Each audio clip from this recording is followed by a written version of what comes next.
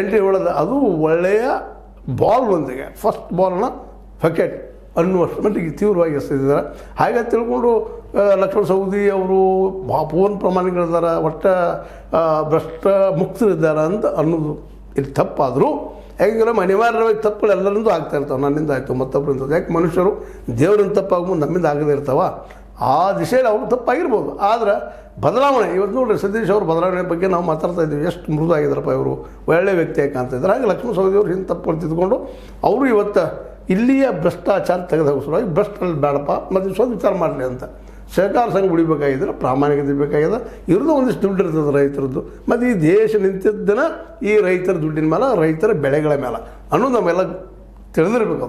ಯಾಕೆ ನಮ್ಮ ದೇಶದಾಗ ಟೆಕ್ಕಿಗಳು ಸಾಕಷ್ಟು ಬೆಳೆದಿರ್ಬೋದು. ಕೆಲವು ಜನರಿಂದಷ್ಟ ಒಂದು 10-20 ಲಕ್ಷ, 30 ಲಕ್ಷ, 40 ಲಕ್ಷ, ಆ ಇಡೀ ದೇಶ 142 ಕೋಟಿ ಜನಸಂಖ್ಯೆ ಇವತ್ತಿನ ಲೆಕ್ಕದ ಪ್ರಕಾರ ಇವತ್ತು ನಾವು ಊಹೆ ಮಾಡಿ ಅಷ್ಟಿದ್ದಾರೆ. ಅವ್ರಿಗೆಲ್ಲ ಉದ್ಯೋಗ ಕೊಡೋದು ಮತ್ತು ಅವ್ರು ಕಟ್ಟಿಗೆ ಹಾಕೋದು. ಯಾವುದ್ರ ಕ್ಷೇತ್ರ ಇದ್ರೆ ಅದು ಅಗ್ರಿಕಲ್ಚರ್ ಅಥವಾ ಒಕ್ಕಲ್ತನ.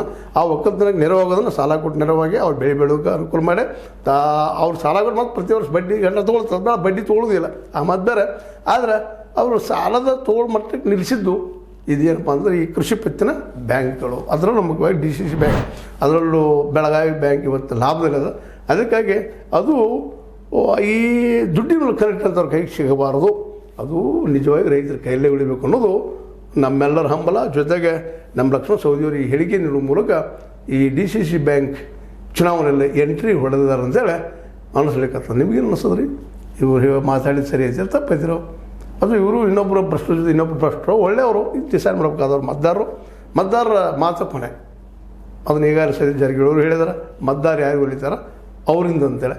ಇನ್ನು ಎಲ್ಲರೂ ಕುಡ್ಕೊಂಡು ಒಳ್ಳೆಯವ್ರನ್ನ ಆರಿಸ್ರಿ ಅಂತ ಮತ್ತೊಮ್ಮೆ ಈ ಮಾತು ಹೇಳ್ತಾ ಲಕ್ಷ್ಮಣ ಸವದಿ ಎಂಟ್ರಿ ಅಂತ ಆದಂಗಾಗಿದಾರಲ್ಲ.